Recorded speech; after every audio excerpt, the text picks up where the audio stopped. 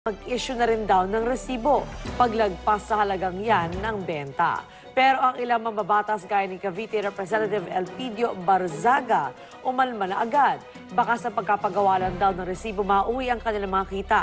Pangako naman ng BIR, paunti-unti ang gagawing implementasyon. Sa resibo lang daw kasi natitiyak kung magkano ang kita ng mga negosyo na dapat nilang buwisan. Oo nga, kakain sa kita nila yung ano. Hindi, yung pedicab, yung maliliit na. Kasama yung mga tindera ng ano, kwek-kwek. Yung mga kaya sa... Ano yan eh, underground economy yan eh. Usually hindi nagagalaw yan dahil nga yung puhunan niya maliit lang, mga araw-araw lang yan, di ba? So, tayo, may resibo tayo. Alam naman natin, magkano yung pagpapagawa ng resibo, may kamahalan din yan. Kaya, ewan ko paano ipatutupad yan. Maganda idea, pero baka pwede unahin yung mga malalaki kita. Di ba? Even taxis, they will even parang issue parang receipts as a habit. Tapos lalo pa yung dito. Sa ibang bansa nga, di ba, automatic, pagkatapos nung pagdating sa destination mo sa taxi, may resibo lalabas talaga. Pero dito, Sa mga nagbebenta sa daan pag nasa kotse tayo, yun, kailangan may resibo. Nakatakbo sa 25 and above. 25. Eh, paano ang ano, kanila? Eh, kung bumili ako sa chicharon. Ayun, exactly. Uhingi ba akong resibo sa 10 chicharon, takatak. Pinagmamadali ka, umaandar na nasa harap mo eh. Kaya nga, yung mga sampagita, kung ano. Kaya yung padjak, di ba? Pagod na yun eh, para maisipan pa niya mag-issue ng resibo. Susulat pa siya. O kaya sa papel ng sigarilyo, kung ano man, di ba?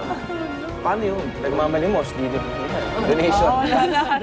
Basta ako pwede, deductible, tax deductible. Okay, at 3 araw na lang, SONA na, tiyak traffic dahil dineklarang may pasok sa Lunes, tsaka bawal pa rin ang wangwang. So, yung mga congressman na pupuntang batasan ng senador. So, inaasahan na po, magsisikip ang daan patungo doon. Ang mga militante naman, off limits na muna sa batasan. Kaya naman, gano'n na lang kanilang pagkadismaya. Hindi lang sila basta pinalayo ng ilang metro.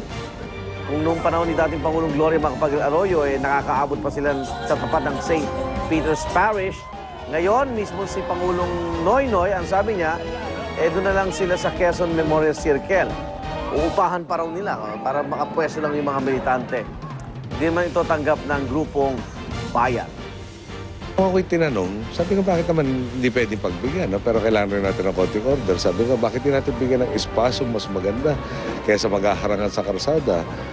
Suggestion ko hapon, bakit di yung Quezon Memorial? No, kung kailangan natin arkilahin yan, arkilahin natin para sa kanila. Wow, parang concern, no? Para safe din siguro yung mga ano. Kaya lang syempre, parang ang layo mo na eh.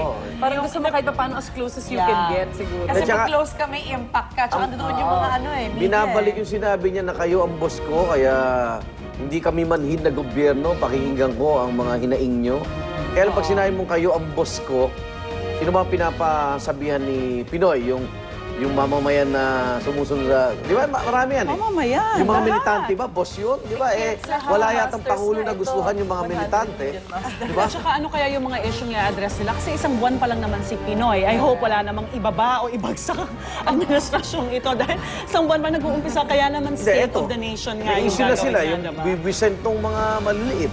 Alam mo na yung militante, di ba? Sila daw yung kumakatawan sa mga maliliit na sektor ng ating ano. Pero yun nga, pinagtataka nila kung pinapayagan sila dati sa St. Peter's Parish. Paging ayaw na. Ba't palang doon sa circle yata? Okay, diba? suggestion lang naman ni Pinoy, di ba? Kung ano, so ibig sabihin pwedeng hindi sila bigyan ng permit dun sa may... Hindi naman si Pinoy magdidesisyon kasi nun. So, okay, Pulis suggestion pa lang rin. naman niya. Oo. Suggestion. Pero para galing sa kanya, di ba? Pulis ka eh. Commander-in-chief yan eh. Di ba? Parang pwedeng magkaroon ng, ayan, si Pangulo na ang may gusto sa, doon kayo sa Quezon Memorial. Bakit pagbawal na rin ng Menjola? Doon na rin kayo sa may bandang Moraita. Ganyan siguro dapat muna pakinggan muna natin yung sasabihin niya. And then from there, kailangan ba nating acceptable ba yung mga polisiyang ipapatupad niya? O talaga bang attainable? Eh, tsaka tayo magprotesta. Wala pang 100 days eh. Dito, protesta muna. Wala yatang... Freedom nila yun, diba? Wala yatang Pangulo na nagkaroon ng zero protest, no? Oo, totoo. Tsaka Okay. yung flight naman ang hirap nandyan. Laging nandyan. Kailangan din natin sila, syempre. At kaugnay pa rin ang SONA sa Lunes, may ilang eskwelahan ang dineklara pong walang pasok. Pero may pasok po ang lahat, ha? Kaya makausap po natin sa linya si DepEd Director Flodelisa Magday. Director? Good morning po. Magandang umaga po. Yes, ma'am. Anong eskwelahan po ang walang pasok po dito po sa zona magaganap sa Lunes? Lahat po ng mga paaralan sa Division of Quezon City along Commonwealth going to Batasan. Ang tawag po namin doon ay ang District 2A ng Division of Quezon City. Katulad po ng Commonwealth Elementary School, Apo. ang Batasan High School, Batasan Elementary School, and all schools surrounding the Batasan area po. Okay. Alam na ho ng mga eskwelahan yan, Alam Director? na po nila po. Ayan. Okay, Director, salamat po. Maganda umaga po at maraming salamat din. Dependencia Director Flordelisa Magday. At pasadaan na po natin, Baksyong balita ito, Ronda Reports.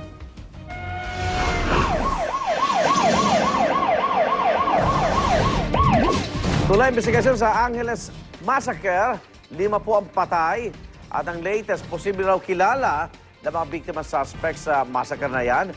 Yan po ang natuklasan nila sa initial investigasyon ng mga otoridad. Patay po Amerikanong si Albert Mitchell, ang misis niya na Pilipina na si Janet. Nakita sila sa loob ng kanilang kwarto sa bahay sa barangay Malabañas, Angeles City, Pampanga. Natagpuan ding patay ang driver at ang 2 kasambahay ng mag-asawa.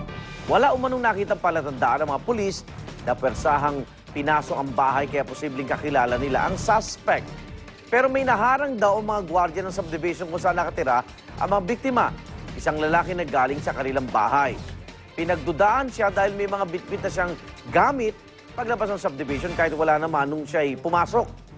Tumawag daw ang mga gwardiya sa bahay ng mga Mitchell pero walang sumasagot kaya napilitan silang puntahan ng bahay. Naiwan naman mag-isa sa gate ang lalaking galing umano sa bahay ng biktima. Kaya nakatakas.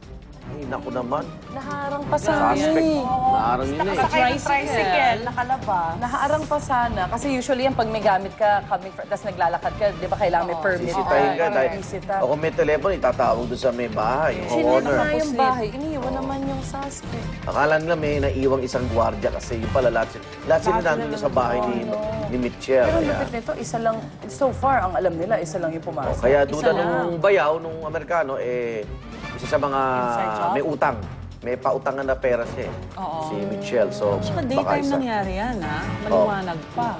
Tsaka, kaya nga ng subdivision, may gwardiya. May security. Kaya yung mga gwardiya yata, isa sa ilalim din sa mga pagtatanong. Kasi nililista rin yung pangapangalan, Tama. hanapan ng ID. Diba? Ngayon, kung kakilala ng regular, ayun ang problema. Oo, minsan kasi wave lang. Mr. Go lang. Mitchell, go. Okay, go. Oo. Oh boy. Samantala sa maaga nating showbiz news, excited at game na nakakwentuhan ng entertainment press si megastar Sharon Cuneta sa press con ng kanyang mega drama concert ngayong August 17. Pati nga pagkaipit ng megastar sa politika ng mga posisyon ng kanyang mister na si Senator Kiko Pangilinan at uncle na si Senator Tito Soto kanyang sinagot. Ayon sa kanya, todo suporta siya sa pag-target ng asawa sa pagiging Senate President. Bagya nga raw siyang nalulungkot dahil posibleng hindi masusuportahan ng asawa niya ng kanyang uncle pero aniya nauunawaan naman niya ito. Kasi parang meron ng 11 na naniniwala sa asawa ko, na ready to support. Ang alam ko, meron lang ibang dahilan kung bakit hindi siya masupport ng Uncle Tito ko. Masakit lang sa akin kasi kung sino pa yung malapit at magkakamag-anak. We're family, so parang pati family hindi dapat na i-involve at as much as possible ayokong ma-involve. Alright, Ayon naman kay Tito Sen, nung kampanya, hindi naman sila tinulungan ni Kiko, yung senador na Liberal Party. Diba? NPC siya eh. So, ganun sa politika eh, hindi mo tinulungan. Siguro maybe Hindi naman si Sharon ang tumatakbo sa... Kung si Sharon ang tumatakbo sa dugo yun, di ba?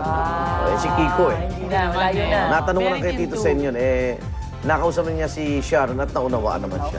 Siyempre, ba't ko susuportahan yung... Hindi naman ako sinuportahan. Politika At yun. saka medyo objective naman yung naging desisyon din ni Tito Sen dahil sinasabi niya wala talagang numero pa talaga si Senator Kiko Pangilinan. That's why si Tito Sen is pushing for Senator Enrile. Na tipong kumbaga yung choice na Senator Enrile, hindi ka, parang walang kinikilingan dahil Pangilinan and Villar yung talagang nagsasabong dyan eh. So sabi niya, walang ano to, walang intriga to. O kasi Ito lang pag yung feeling kong kailangan para masolusyonan yung